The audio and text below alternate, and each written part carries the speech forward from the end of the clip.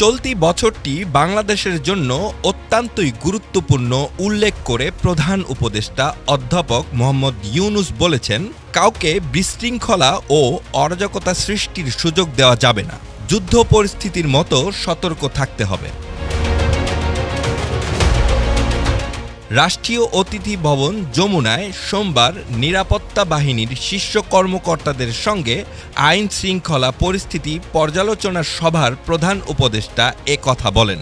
এ সময় তিনি পুলিশ ও আইন শৃঙ্খলা রক্ষাকারী বাহিনীকে দেশের আইন শৃঙ্খলা পরিস্থিতি নিবিড়ভাবে পর্যবেক্ষণের জন্য একটি কমান্ড সেন্টার গঠনের নির্দেশ দেন।